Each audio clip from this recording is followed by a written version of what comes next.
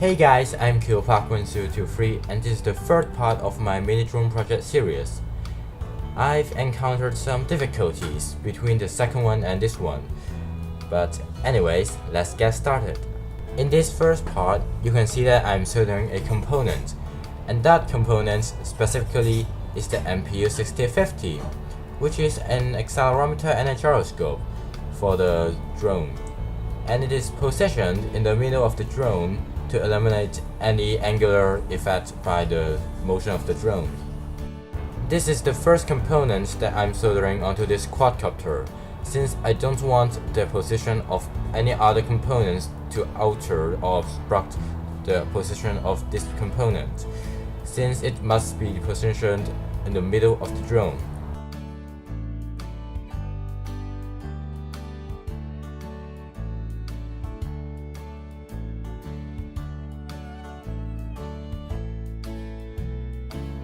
Then I went on to solder the next component, the NRF24L01 Plus transceiver. This transceiver is very important to the operation of the drone, since it is needed to communicate between the remote and the drone, and to maintain the control of the drone.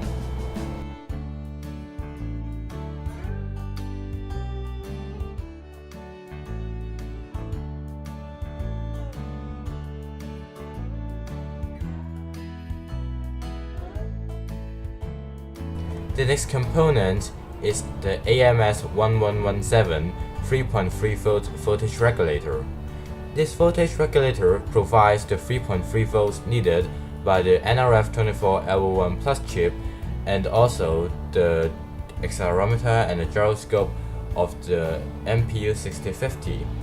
So it's very important for the sensors in the system to be functional.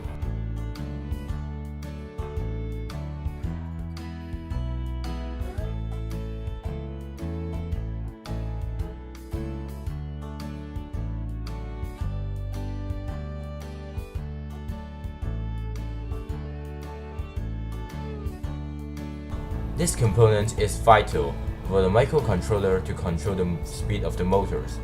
It is the S8050 NPN bipolar junction transistor. It consists of a base, collector, and emitter, and a current can be driven into the base of it to provide a high conductance in the collector and emitter path, which will enable the passing of current into the motors. Next up, this is the brain of the drone. It's the 80MEGA 358P Arduino Pro Mini microcontroller. After soldering the sensors to the microcontroller, I'm now soldering some 470 ohm resistors between the digital pins of the Arduino Pro Mini and the transistor. This is to provide a resistance between the digital pin and the base of the transistors to avoid a current that is too high, and that high current will burn the Arduino. Then I added some heat shrink tube to protect the legs of the resistors from short circuiting with other components, and also I added the ground connections for all the motors.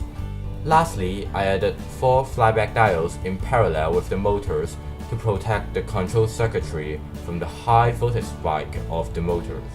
After constructing the drone, I ran some software on it and tested it, but unfortunately it kept resetting itself and I couldn't find the reason for it at that moment.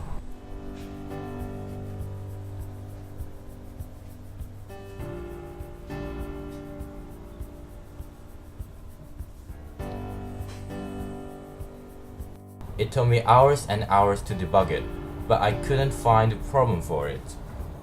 And I also used the serial monitor to output its status, and it has some unreliable behavior, and I was wondering what's the problem and what's the reason behind all these shenanigans. It took me hours and hours, but I finally found the culprit. And guess what?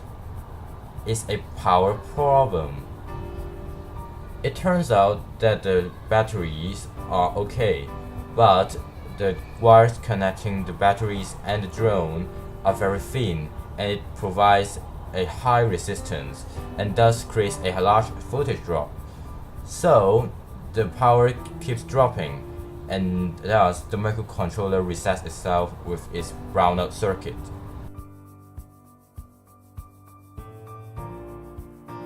After resolving that annoying problem, I went on to test the drone on the next day.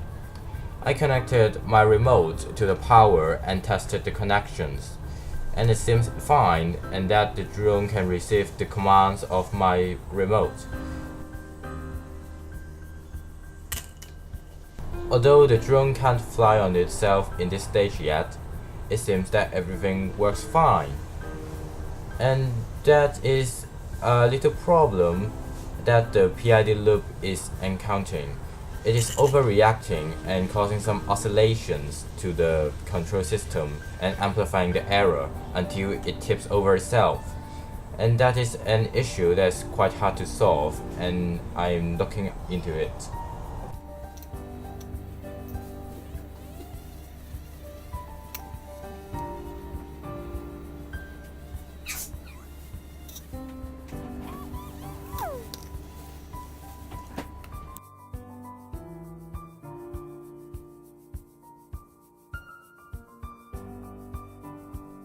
Now that I know my drone is functioning basically properly, I went on to fine-tune its PID loop to try to reduce its oscillation and to minimize its error. Now I am using the parameters of P equals to 30, I equals to 10, and D equals to 10. And here's the result. As you can see, it still oscillates a little bit on my hand, and when I try to balance it on a pen, it just cannot balance. But I think that is more to do with the lack of power and lack of thrust of my motors instead of the problem of the PID loop.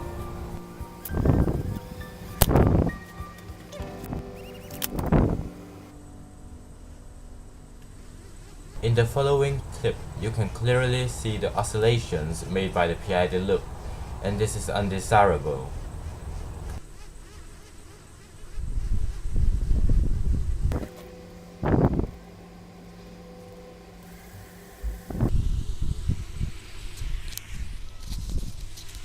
After testing the PID loop and fine-tuning its parameters, I connected a emitter in series to the battery connections to test the current that the drone draws in full throttle. And in the clip you can see it draws around 0.8 amps or 800 milliamps, which is not that much for a drone. This is the end of the part 3 of the mini drone project series. If you like this video, please give me a thumbs up and subscribe if you want to see more videos, for example the part 4. But that would come later since it really takes a long time to develop this drone, and that it is really time consuming and also takes a lot of brain power to figure out all those algorithms, and also the difficult software problems such as overflow errors that I encounter in the next episode.